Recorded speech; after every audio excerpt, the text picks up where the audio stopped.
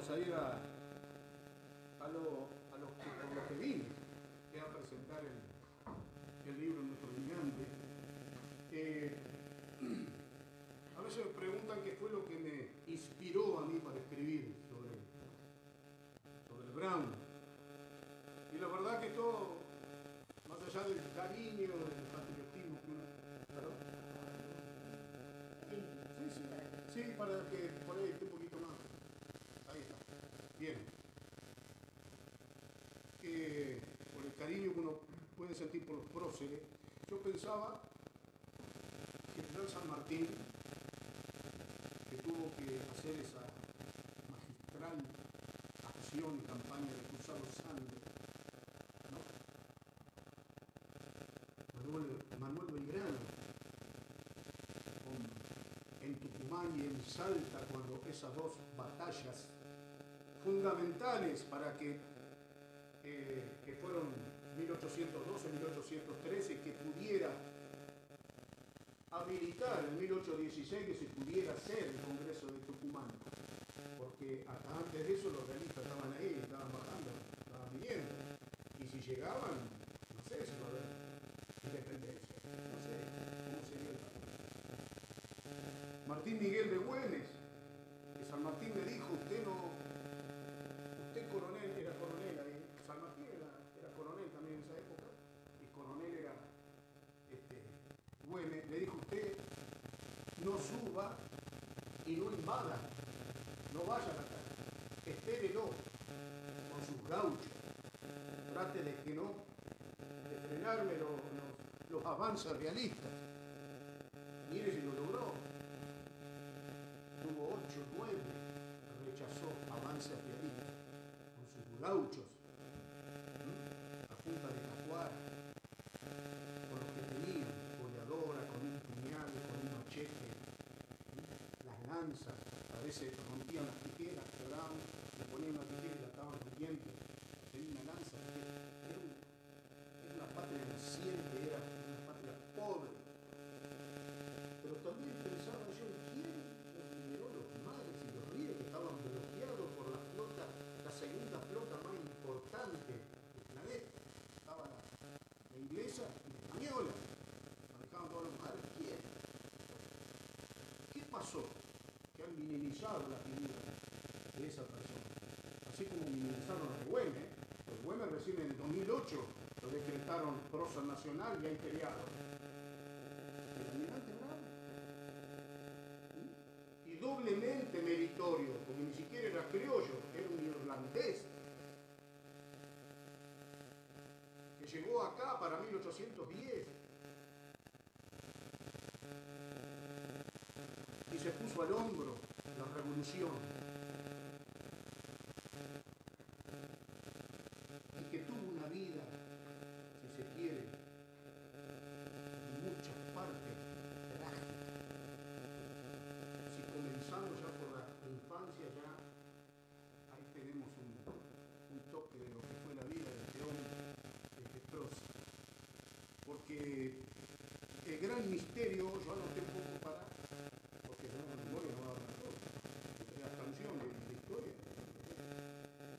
El gran misterio que envuelve, le cuento un poquito de fragmento del libro, para que vean el contenido del libro, ¿no? Lo que es. Tengo ante el gran misterio que envuelve la infancia y la adolescencia de nuestro biografiado. Pues de los varios libros que he leído sobre su vida y consultas que realicé a personas entendidas en el tema, no surge ni siquiera el nombre de pila de su madre. Hay que recordar que Irlanda, toda esa parte, fue invadida por los ingleses y saquearon y prendieron fuego todo, incluso las capillas, las iglesias donde estaban los documentos de los nacimientos de las personas.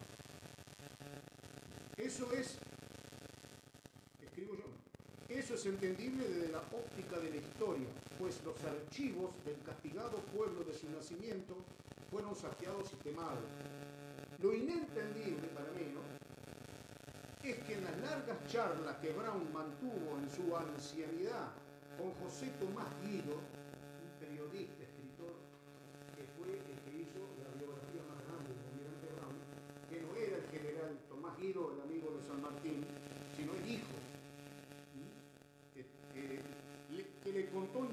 importantes pasajes de su vida, datos, acciones militares y familiares. A este periodista, quien lo unía una amistad que venía de su padre, el general de la Independencia y amigo de San Martín, Tomás Guido, su vecino de Barraca.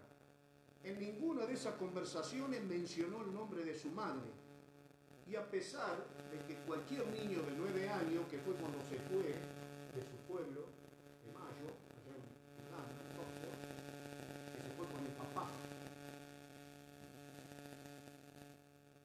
que fue a la edad de su madre, a pesar de que cualquier niño de 9 años, que fue la edad a la que Brown dejó de ver a su familia, sabe el nombre de su madre, lo recuerda, o si tiene un sobrenombre, lo recuerda, me parece, un niño nuevo. Bueno, él nunca dijo nada y no se sabe el nombre de la madre. Esa biografía tomada de palabras del propio almirante y reforzada por vivencias narradas por su esposa Elizabeth Chippy y por su hija Martina, fue la más confiable de los primeros años de vida del gran almirante.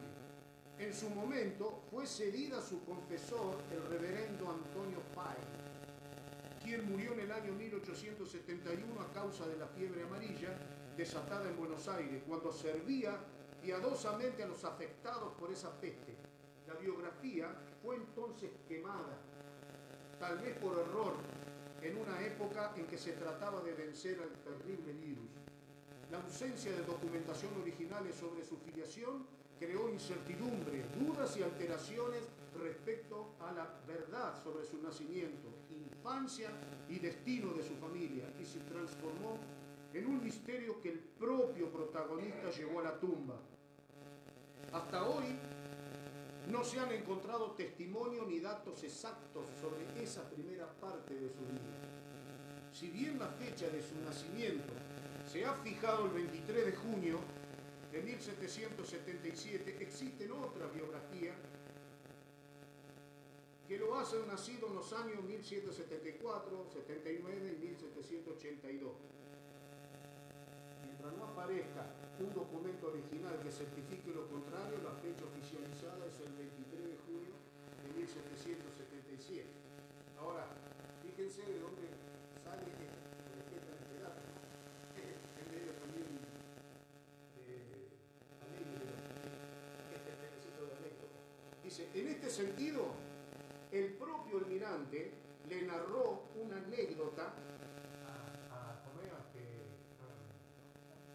Guido, ¿no?, que le estaba escribiendo, le narró una anécdota de su tío cura, el padre Brown, que le daba lecciones de matemáticas y geografía cuando el sometimiento limitaba que se impartiera enseñanza a los irlandeses.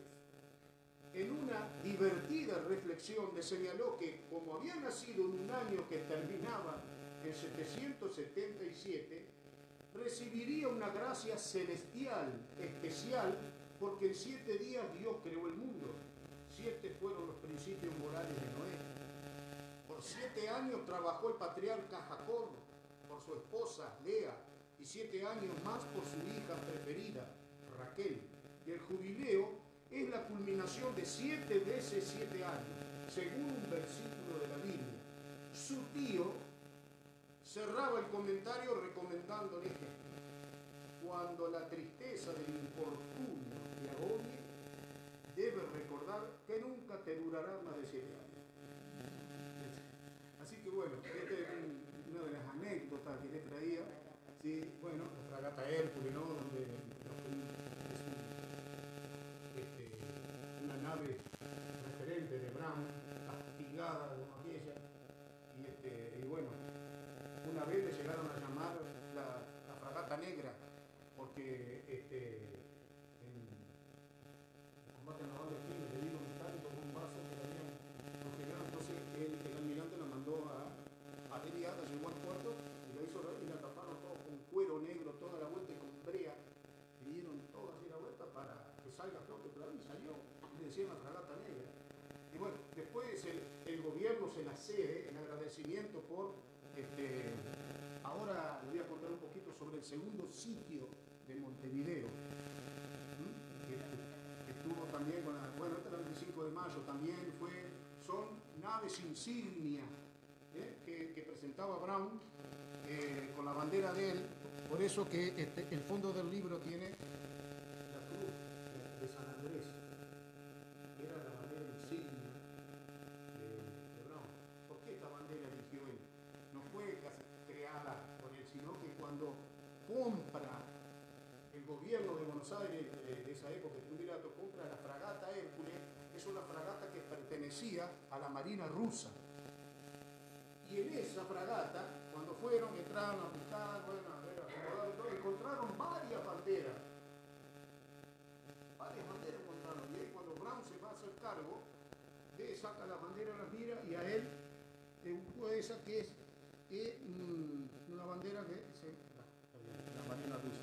Y el 1 de marzo de 1814 es izada en el mástil de la Hércules. San Andrés fue el primer discípulo de Jesús que lo acompañó hacia las orillas del lago cuando va Jesús, en uno de los primeros discípulos de San Andrés. Eso estaba escrito en la parte de la bandera. Entonces él la adopta como su bandera insignia. Está la bandera del club de San Andrés. Y el sitio de Montevideo, señores, fue lo que una vez, cuando se entera San Martín, dijo: esto es una de las acciones más importantes que se han hecho por nuestra independencia. Lo dijo en 1814, cuando fue el segundo sitio de Montevideo. ¿Por qué el sitio de Montevideo? Porque a Montevideo habían llegado las tropas patriotas, lo que era Montevideo, la banda oriental en esa época, ¿no? Hoy es la República Oriental del Uruguay. Estaba tomado por los realistas. Ahí estaba el virrey Gaspar de Vigodet, un tipo temerario, muy valiente. Y la habían bloqueado por tierra el general Carlos María de Alvear, caballería, infantería, pero ahora les cuento lo que fue el sitio de Montevideo, lo importante que fue. Hasta en ese momento la ciudad estaba sitiada solo por tierra por las fuerzas comandadas por el general Carlos María de Alvear, lo cual no alteraba demasiado la vida de los realistas, pues eran abastecidos con víveres, armamento y municiones por agua. Ahora la situación se les complicaba y en pocos días comenzaron a sentir la falta de esos elementos debido al sitio total que sufrían. Para peor, una epidemia comenzó a crecer peligrosamente. En mayo de 1814, los realistas no podían permitir que 5 naves audaces, tripuladas por gauchos y delincuentes al mando de un loco irlandés, pusieran en ridículo a la mejor escuadra española del Atlántico Sur. Su nave, comandada por el capitán de navío Miguel de la Sierra, desplegaron sus grandes paños y se lanzaron al ataque. En vez de presentar batalla, Brown ordenó girar y huir. Los españoles, sorprendidos, se preguntaron si para eso habían venido a Montevideo. E inmediatamente comenzaron a perseguirlo para darle un escarmiento. La escuadra patriota marchó mar adentro, seguida por la realista. Brown observó con satisfacción esta acción, pues era el plan que se había propuesto y que había compartido con su segundo, el capitán escocés Oliver Russell. Cuando vio que el enemigo se había alejado de la costa, viró con rapidez, les cortó la retirada y apuntó los cañones. La primera descarga que ordenó causó un desparramo de cuerpos, caída de mástiles, velas desgarradas y boquetes en las naves que produjeron una humareda que se extendía varias millas a la redonda. Los enemigos reaccionaron y comenzaron a responder el fuego. El poco viento impedía que las naves se maniobraran adecuadamente. La lucha se prolongó por unos días. Guillermo dejó su buque y se pasó a la sumaca Itatí. La sumaca es una nave menor calado que le permitió lograr un movimiento más rápido y libres. Se aproximó un bergantín enemigo, ordenó el cañoneo y le ocasionó varias bajas. La sumaca, donde iba Brown, también sufrió graves averías y el combate se le complicó al irlandés, pues el retroceso de un cañón le fracturó gravemente una pierna y lo hizo caer sobre la cureña de ese cañón. Fíjense que esa herida lo dejó rengo para toda la vida. Enseguida se oyó a sus subordinados: han herido al comandante, han herido a nuestro jefe. Con una mueca de dolor y con voz entrecortada pero firme, Brown, me parece que acá vino alguien camino más. Brown les ordenó callar, continuar con el fuego y no dejar de combatir. Sus oficiales pensaron que deliraba debido a la dimensión de la herida. Le hicieron un vendaje provisorio y lo llevaron de regreso a la fragata Hércules, donde fue atendido por el doctor Campbell, quien informó que no deliraba y manifestó que había que bajarlo a la cámara del buque, y Guillermo lo contradijo y pidió que lo atendiera ahí nomás en cubierta. Hay que bajarlo a la cámara, mi testarudo almirante, insistió Campbell.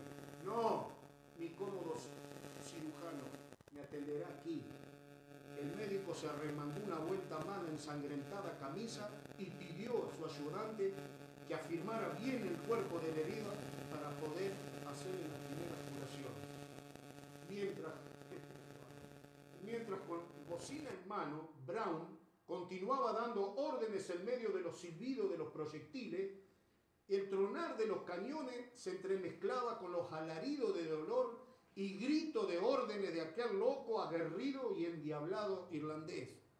Las naves patriotas no dejaron silenciar la artillería. Los realistas volvieron al ataque. Nuevamente el cielo se cubría con destellos rojos de los fogonazos, las velas caían y las sogas arrastraban cosas. El principal buque huyó para resguardo de los cañonazos patriotas en el puerto. La Hércules lo persiguió. Era tanto el pánico que Brown había sembrado entre los artilleros enemigos que no atinaron a responder el fuego. Vigodet, el español, ¿no?, que observaba esa bochornosa acción de su principal buque, estallando de rabia, arrojó su catalejo contra las rocas, maldiciendo un acto seguramente contrario a lo que él hubiera ordenado, pues habría peleado hasta el final. Mientras tanto, por tierra, el general Carlos María de Alvear comenzó a vencer la defensa de Montevideo con su caballería, infantería y artillería. El buque insignia de Guillermo Brown, con las banderas al tope, entró triunfante en las aguas del puerto. Su último par de cañonazos produjo un desbande y la rendición de los bergantines San José y las naves Neptuno y Paloma, que aún combatían. Por otro lado, 21 cañonazos retumbaron sobre el cielo de la banda oriental, anunciando el triunfo de las Provincias Unidas del Sur en el glorioso combate naval del Buceo, desarrollado del 30 al 17 de mayo de 1814. La Hércules se aproximaba al puerto con enormes heridas, como las de su comandante, que apoyado sobre las maderas rajadas de las barandas, observaba con satisfacción cómo nacía el segundo sitio de Montevideo y con él caía la escuadra enemiga más temeraria de nuestras aguas. Esta victoria permitió a los patriotas tener el control del frente de guerra en el Río de la Plata y 3 años después favoreció al ejército de los Andes para que realizara la campaña libertadora a Chile y Perú de la mano del general José de San Martín. En homenaje a ese glorioso día, el 17 de mayo se instituyó como el Día de la Armada Nacional. Un fragmento del libro que cuento esos hechos tan importantes de este hombre, ni hablar, ¿no?, después lo que hizo con la campaña de Corzo, que se fue, que tuvo unos problemas, que podía... era un hombre, bueno, de un carácter. De acción. Claro. Hizo una campaña que barrió. Ustedes tienen que ponerse a pensar que General San Martín, 1819, inicia por el Pacífico la campaña del Perú, con toda la flota, todo, para desembarcar en Paracas, las playas de Lima. Fíjense que él llevaba la flota al mando del almirante Cochrane.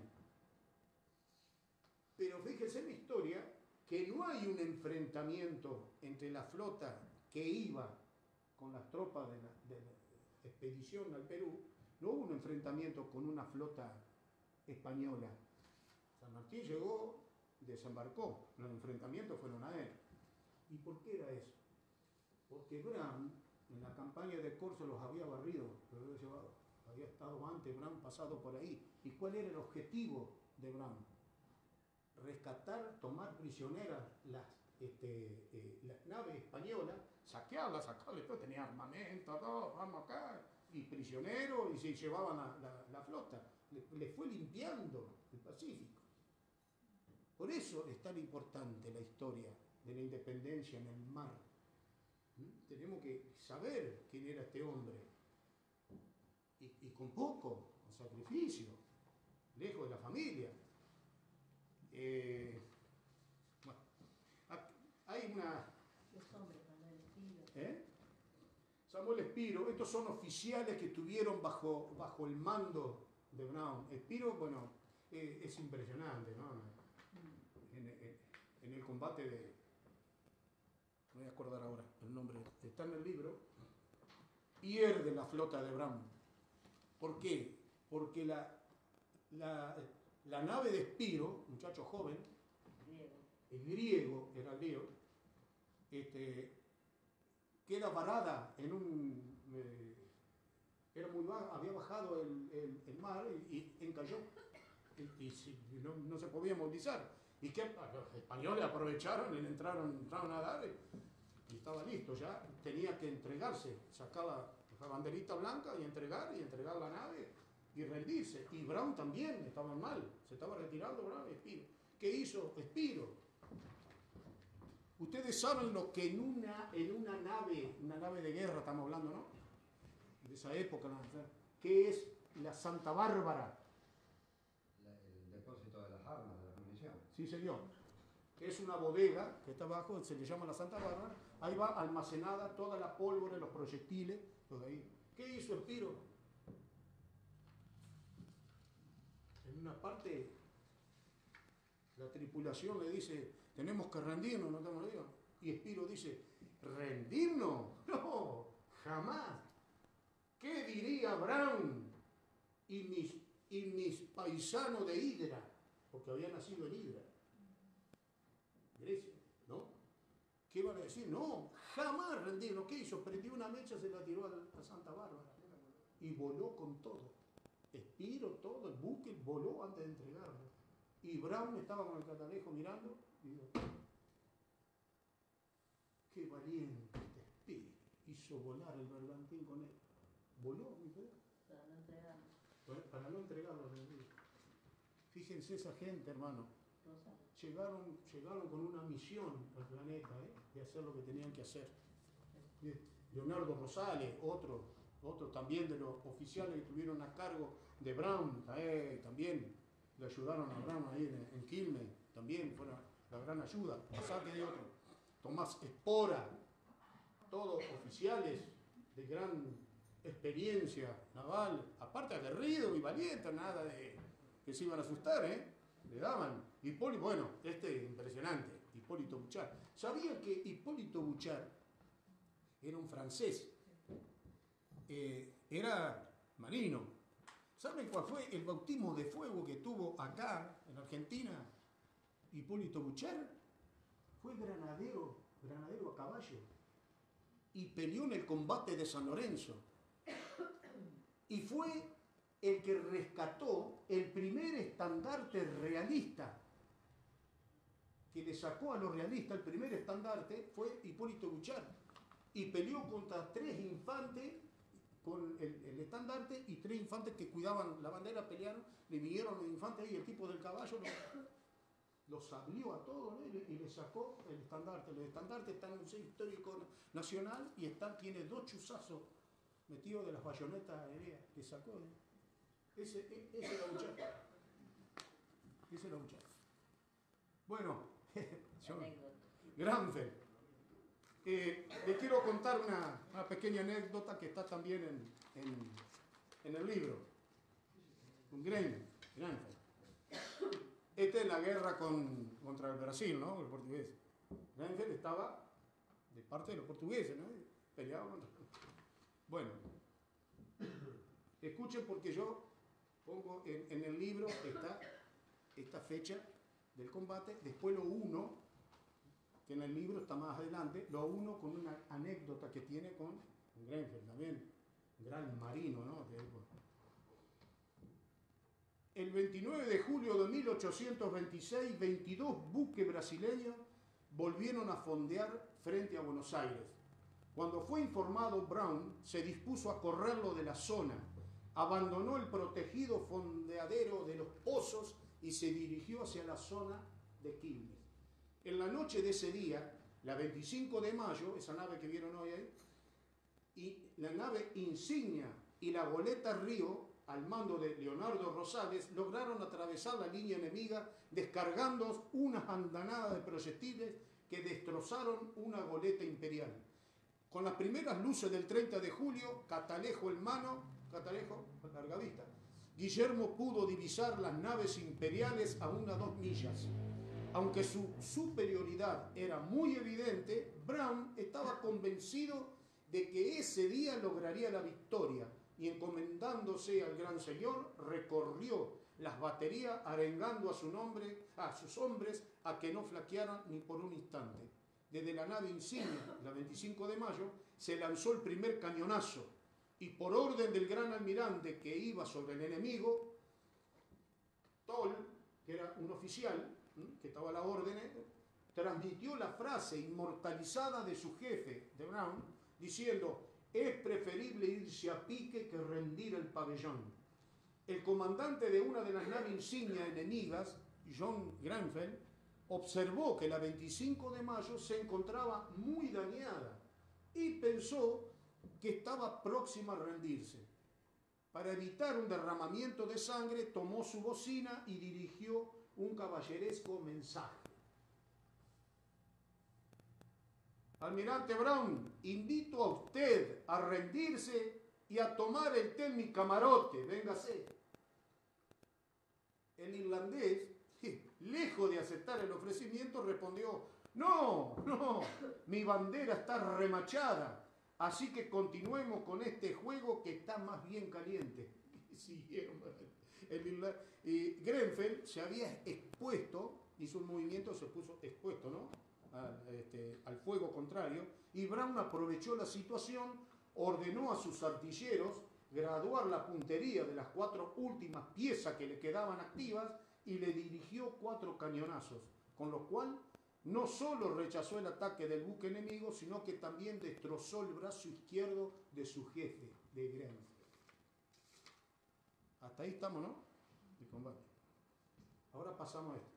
En el año 1852, ya eran ancianos ya los dos, ambos marinos ya estaban retirados. Ese invierno Brown recibió en su quinta de Barraca, Casa Amarilla que le dicen, la inesperada visita de un antiguo y bravo adversario, el vicealmirante Joan Grenfell, vestido con su uniforme de gala, exhibiendo las merecidas condecoraciones y acompañado por un joven hijo, aspirante, que deseaba conocer al anciano almirante.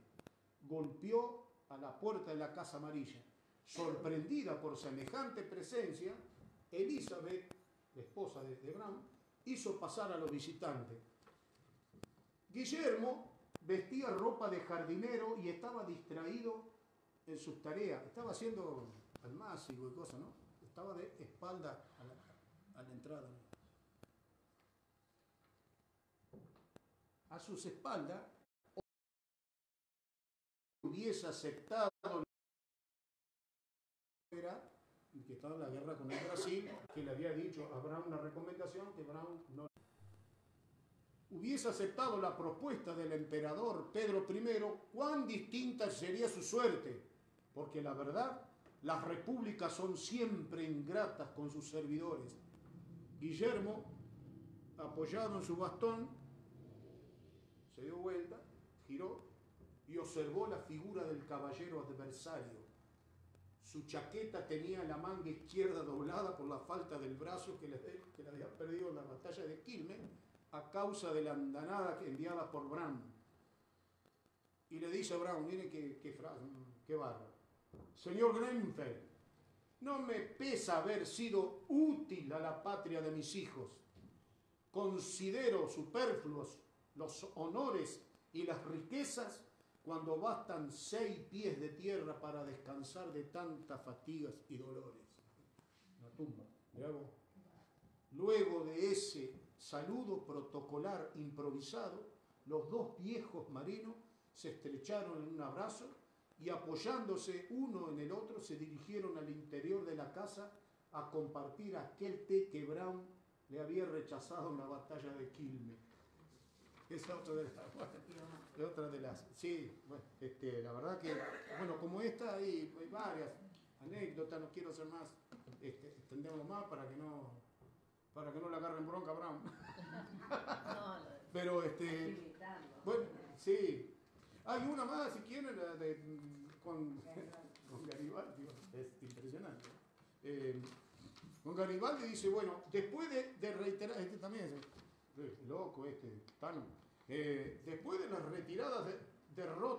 reiteradas derrotas que sufriera el capitán Coe por parte de Brown en 1842, Fructuoso Rivera organizó nuevamente la flota y la puso al mando de Giuseppe Garibaldi, un revolucionario italiano que había nacido en Niza, Francia, y que exiliado por ideas políticas se encontraba en el Uruguay. El tipo de acción, estaba en el Uruguay lejos, pero a ver, ¿a dónde hay un despiole por ahí? ¿Qué tipo iba? Este aguerrido y aventurero militar, de gran conocimiento de la navegación, tenía por misión sortear el bloqueo impuesto por la flota argentina para llevar auxilios a los aliados de Fructuoso Rivera, que era contrario a Juan Manuel de Rosas, que en ese momento el restaurador era, y Brown estaba a las órdenes de Rosas. Garibaldi salió a fines de junio de ese año, se cañoneó con las baterías de tierra que estaban en Martín García. El audaz italiano no sabía que estaba siendo perseguido por Brown, que venía con orden de cortarle la cabeza a él y a todos los traidores que estuviesen con él. El 14 de agosto le dieron alcance en la zona llamada Costa Brava, en la actual Punta del Este, ¿no? Uruguay. Al ver la formación de los buques de Brown y el poco calado de las aguas, Garibaldi hizo desembarcar a parte de sus tropas y le ordenó trincherarse en tierra. Brown también desembarcó sus tropas para atacar a la infantería que estaba parapetrada detrás de unos gruesos troncos. El día 15 de agosto de 1842 se llevó a cabo una encarnizada batalla que se suspendió por haber llegado la noche. Al amanecer del otro día, los tipos cargaron los cañones otra vez, se reanudó el combate. Garibaldi peleaba como un tigre herido desde su nave Constitución, que había varado. Había dado una muestra cabal de su coraje y de su liderazgo total, siendo las 14 horas, viendo a su alrededor la mortandad de sus hombres y sin más opción que la rendición, prefirió ordenar volar 2 de sus naves, entre ellas su nave capitana, e incendiar las otras, dice. Sus hombres se alejaron a toda velocidad, algunos en bote y otros por tierra. Garibaldi se arrojó al agua y nadó hacia la costa. Los hombres de Brown se largaron en su persecución para exterminarlo, pero el caballero almirante, desoyendo las órdenes de Rosas, mandó a toda voz: déjenlo, que se salve, ese gringo es un valiente.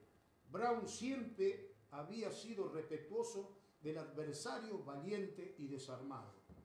El mismo Garibaldi habría calificado al veterano almirante como primera celebridad marítima de la América Meridional. Ahora viene otra anécdota.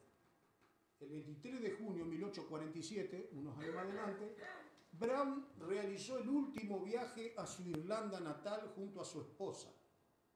Rumbo a Montevideo, ahí hacen una parada, donde realizan la primera escala. Allí se encontró con Garibaldi y su esposa Anita, con quienes mantuvieron un largo y amistoso diálogo. Antes de despedirse, Brown le dice a Anita: señora, combatí mucho contra su marido sin obtener ventaja alguna. Mi mayor placer era derrotarlo y hacerlo prisionero, pero Garibaldi siempre conseguía escaparse. Si yo hubiera tenido la felicidad de apresarlo, habría conocido el aprecio que entonces le tenía. Y Garibaldi, por su parte, le dijo a su esposa: aquella tarde, este almirante me salvó en Costa Brava la vida cuando ya, a mano de su gente, le ordenó con voz firme: déjenlo que se escape, que es un valiente. Algunas de las anécdotas de la historia de Brown. Y ahora vamos a final.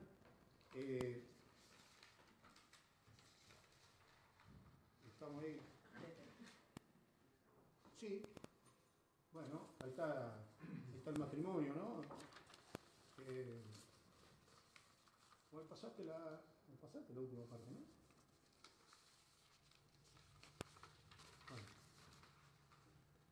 Bueno. ¿Me permiten un poquito? Así vamos a... ¿Mm? Bueno, ahí está la imagen de los oficiales que han estado bajo el mando de Brown. Vamos les quería decir un final para cerrar. Acá está. Aquí creo que yo tengo eso. Yo le iba a decir esta parte, ¿no? Sí. Bueno, llegamos al final cuando ya él está muy enfermo. Y dice: una noche, ya estaba en su lecho, ¿no? Brown estaba en su último. Una noche el anciano guerrero observó con total amor el rostro dormido de su esposa, que estaba sentada a su lado. En un emocionado silencio, con gratitud por tanta ternura, 2 lágrimas brotaron de sus cansados ojos y rodaron por las arrugadas mejillas. Al otro día su salud empeoró. Su hija Martina y el padre Fay estaban a su lado. Al llegar la noche, en un momento de lucidez, Guillermo miró a su amigo José Murature, un oficial que estaba ahí en ese momento, y con voz quebrada y pausada le dijo: comprendo que pronto cambiaremos de fondeadero. Ya tengo el práctico a bordo. El práctico se le dice al marino que lleva desde una barcaza, la engancha a una fragata y la lleva hasta el puerto final. Eso se le llama el práctico. Por eso le dijo: comprendo que pronto cambiaremos de fondeadero, ya tengo el práctico a bordo. Bueno, en el preludio y en las tinieblas de la muerte pasaban ante su vista nublada del anciano guerrero las imágenes de sus amados hijos, Elisa, Eduardo y un ángel niño que encabezaban una recesión celestial. Los 3 hijos que se le murieron a él, que sufrió mucho, ¿no? Apenas iniciado el 3 de marzo de 1857, el alma del ilustre almirante, creador de nuestra flota naval y padre de nuestros mares, partía a otra dimensión. Esa madrugada el padre Fay le informaba el deceso al ministro de Guerra y Marina, al coronel Bartolomé Mitre. Los buques de la Escuadra Nacional, a la cual Brown le había dado tanta gloria, disparaban salva de despedida cada cuarto de hora, con sus pabellones a media asta, comandados por los fieles oficiales que habían servido al gran almirante, entre ellos Antonio Toll, Francisco Seguí y José Muratore. Acompañaban la tristeza de todo un pueblo que lloraba al ilustre irlandés que tanto había servido a su país de adopción. Cuando el cañón tronó por última vez, las calles quedaron desoladas, en tributo de respeto y de honra a la memoria del almirante del Plata, que con sacrificio y patriotismo llenó de laureles a nuestra amada nación. Aquel día luctuoso de su paso a la inmortalidad, cuando las sombras de la noche caían sobre la Recoleta, se escucharon con emoción y lágrimas las palabras de quien alguna vez había sido su adversario, Bartolomé Mitre. Adiós, adiós, noble y buen almirante de la patria de los argentinos. La sombra de Espora, Drummond y Bouchard y tantos otros valientes se levantarán para recibirte en la mansión misteriosa del sepulcro, y mientras ellas te saludan con las palmas en las manos, el pueblo de Buenos Aires llora la pérdida de su ilustre almirante. Gloria y honor a Guillermo Brown. Muchas gracias.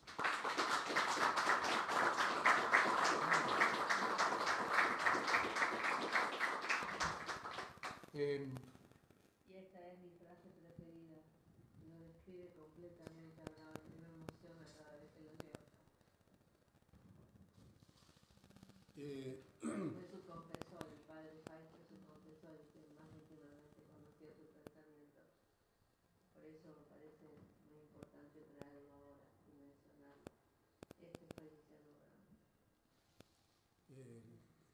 Bueno, muchísimas gracias a todos por haberme escuchado, y como siempre nosotros dejamos una donación para, hoy en este caso para el Rotary, para que el presidente decida si queda en la sede o lo quiere él donar a alguna escuela o lo que sea. Así que, Javier, ante todo quiero decirte muchas gracias por la atención recibida, a tu esposa, por la forma que nos han tratado, está todo muy bien, a Tita por supuesto. Así que nosotros vamos... Los oficiantes que nos ayudaron a... Los oficiantes sí queda... Martín, Guard, o sea, el irlandés que tenemos allá. Que levanten la mano, levanten la mano. Bien, aplauso para los señores. Por favor. Muchas gracias. Bueno, bien. Sí, este es un cuadro entonces que le donamos por parte nuestra para que ellos decidan a dónde va. Es un cuadro del almirante Brown. Muy bien, muchas gracias. Bueno, yo les agradezco la presencia de todos. Unos datitos que quería corroborar con usted, que Por favor. ya que a través de su visita nos pusimos a indagar un poco sobre Brown. Es un personaje que era un poco olvidado también de la historia argentina, pero fue el único de los patriotas fundadores de la patria que fue reconocido a lo largo de su vida. Fue héroe de la patria naciente, digamos. Sí, claro. Algo saltó por ahí. Tuvo el matrimonio, eran protestantes, los hijos Sí, fueron sí, protestantes claro. por parte de la madre y católicos por parte Sí, del ahí lo padre. digo, Ahí está, igual, sí. está en el libro. Cuando nacía la hija mujer, el nombre se lo ponía la señora y por La religión. Y claro, Claro, por la religión. Y si era varón, lo ponía él por la religión de él. Sí, ahí está en el libro, Claro. sí. Y fue gobernador interino cuando Lavalle de Claro, el fusilamiento de Dorrego. Fue Exactamente. gobernador interino de Buenos También Aires. está ahí esa parte. Y también debo decirte que eso fue... Unos datitos que yo agrego, ¿no? Que... No. Muy bien, muy bien. No, pero está bien. ¿Has leído el libro por ahí? No, el libro lo leí, pero... Bien, estaba ahí. No, pero es lindo contarlo, pues yo lo cuento también. Eso también Sí. fue un sufrimiento para Brown, porque la reunión secreta que se hizo para sacarlo a Dorrego de la gobernación, se hizo un secreto en la casa, no recuerdo cuál de ellos estaba ahí, y que incluso entraron a la casa con capucha para que por ahí, si alguien no viera, no supieran quién eran los que entraban a la casa y estaban en la reunión. Claro. Y uno era Salvador M. del Carril, no fue Rivadavia, que fue el que fogoneó, pero mandó uno de sus secuaces, que fue el que fogoneó, y estaba Lavalle, y había varios más, eran 8 o 9 que tenían que decidir. Y le preguntan, y le dicen a Lavalle, aquí lo único que venimos es para decidir que hay que pasar por las armas a Dorrego y a Rosas. Y Lavalle le dice, ¿a Rosas? No, de ninguna manera. Eran enemigos con Rosas, ojo. No, pero Lavalle se niega, dice, no, de eso no cuenten conmigo con Rosas, porque somos hermanos de leche. Nuestra madre nos dio de mamar a Rosas y a mí. No cuenten. Y Salvador M. del Carril se da vuelta y le dice, ¿y con Dorrego, general? Lavalle estaba bastante dolido con Dorrego por que se había perdido la banda oriental por esa firma que hizo con los portugueses, ¿viste? Y había muerto el hermano menor de Lavalle, había muerto en la batalla de Ituzaingó. Y el tipo estaba con la sangre en el ojo con Dorrego, o sea que no lo perdonó. Lo salió y bueno, fue que lo fusiló, lo pasó por la arma y Brown, Lavalle, sí, en ese momento me está apuntando, iba a lo que dijo Javier. Lavalle le dice: lo voy a buscar a Dorrego. Usted, almirante, se queda a cargo de la gobernación. Y el almirante no tuvo más remedio, aceptó. Y cuando se entera que lo fusilan, automáticamente manda la renuncia y no se la aceptan. Recién en la tercera pedido de renuncia, que ya fue más fuerte en el pedido, diciéndole: yo que he trabajado por esta patria y que he combatido invasores de nuestra patria, nunca quise manchar mi bandera con sangre de hermano. Una frase media sanmartiniana que le dijo Brown: tengo el derecho de pedir la renuncia, tengo el derecho de que me... Y ahí le dan a Brown, lo sacan y ahí se retiró. Después vuelve después, pero ahí se retiró. Esa fue la historia de que contó Javier. Ahí están en el libro. José, le hago una consulta sobre una parte por favor, de la vida que no sé si usted la trata. Cuando salen de Irlanda, si es correcto de que con el padre se van a Estados Unidos. Sí, muere el padre. Y ahí es donde él comienza a tomar conocimientos navales. Él tiene 9 años y se va con el papá. No se sabe nada, con Tec no se sabe nada de la madre. Con los hermanos sí, porque Miguel Brown integra la flota de Guillermo, después, más adelante, a los años. Y se va a Estados Unidos, lo lleva el papá. Y en Filadelfia muere el papá. Muere y él queda 10 años, tendría un niñito más, 10 años tendría que era. Y entra como grumete, anda con una valijita, que yo la cuento ahí, una valijita que llevaba una mudita de ropa, andaba deambulando ahí por una costa y hay un buque norteamericano, creo que el capitán, que él le cuenta y le dice al Guido, cuando le está contando su vida a su biógrafo, le cuenta de que nunca se pudo acordar el nombre de ese capitán, que lo llamó, lo llamó y él se sube al barco y le dice: ¿de dónde soy? Le pregunta, ¿querés? Yo necesito gente acá. Y Brown dice: sí, me quedo. Dice que eso le cambió la vida a Brown. Y como dice el señor, le dio el primer paso para conocer lo que era la vida naval. 9 años, gracias a ese capitán que no recuerda el nombre, Brown, no lo recuerda. ¿Y cómo se decide, o sea, cómo llega Brown al Río de la Plata y por qué se decide a entablar el grupo patriota de la independencia? Está en el libro también. Comprame el libro, o sea, desgraciado, bueno, me está haciendo preguntas. No, está bien. No, linda pregunta, el hombre.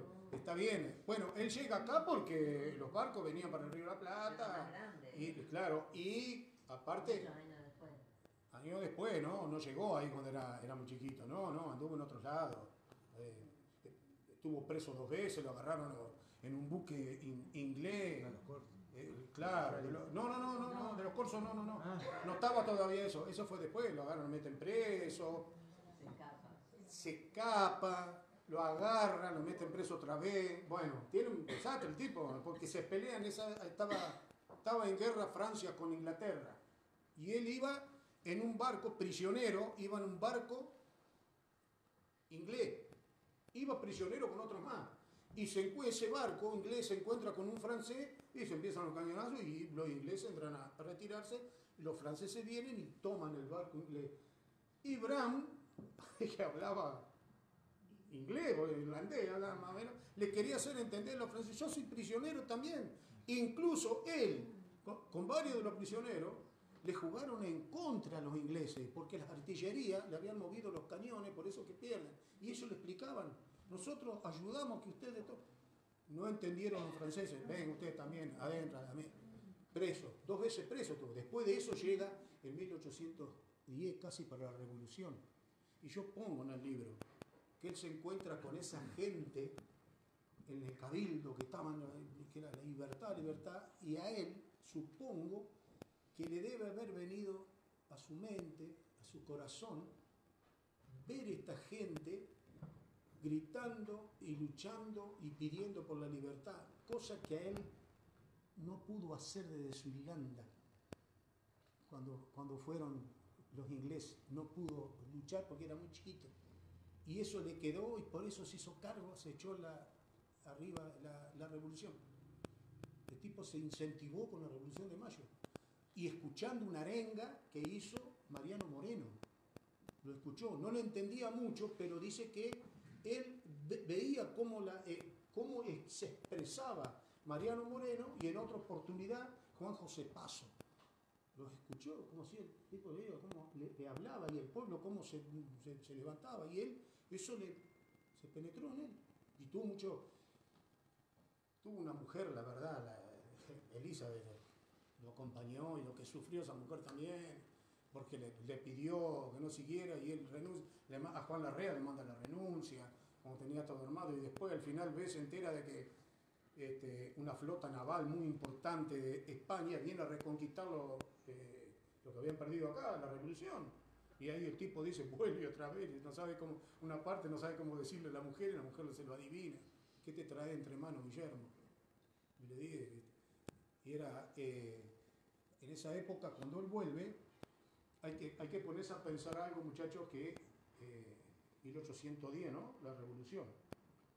En 1814 pierde Chile la revolución, la ganan los realistas en la batalla. La patria vieja, la pierden, a la patria nueva, la pierden otra vez, vuelve en 1814 en la batalla de Rancagua. Y con esa se había perdido la de la Gran Granada, que era Colombia, Ecuador, México, habían perdido todas las revoluciones, la única que estaba en pie era la nuestra, la única que se mantuvo. Y era una patria pobre, y pelearon hombres y mujeres, todos ponían lo que podían, daban. Por eso que aparecen tantas mujeres que habían donado tanto para los ejércitos. Manuel Belgrano, si hablamos de Manuel Belgrano, entregó todo, un hombre rico, venía del padre, un comerciante, una empresa de lo más grande que tenía, y el tipo dio todo para los regimientos. Güemes, los abuelos de Güemes eran virreyes, eran virreyes, el tipo era de buen pasar. Con San Martín no se conocieron. Con San Martín no se conocieron. ¿Quién? Sí.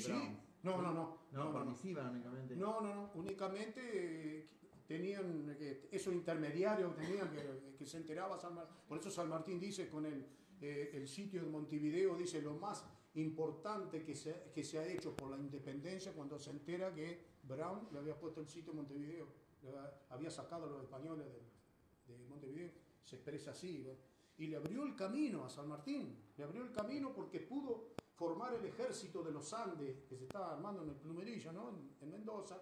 Entonces, le abrió el camino porque si los realistas, hay que entender que se estaban preparando para cruzar de la banda oriental a Buenos Aires y desembarcar. Y si desembarcaban, quedaba descubierta las espaldas de San Martín. Iba a tener que... Vamos a suspender el cruce de los Andes y vamos a Buenos Aires porque están bombardeando. Y Buenos Aires no tenía para resistir, no tenía mucho. ¿En serio? O sea, en todo eso tuvo que ver. Pero bueno, otra pregunta que quiero hacer, me gusta que me pregunten. Y lo que más me gusta lo puedo responder, si no le tengo que mentir.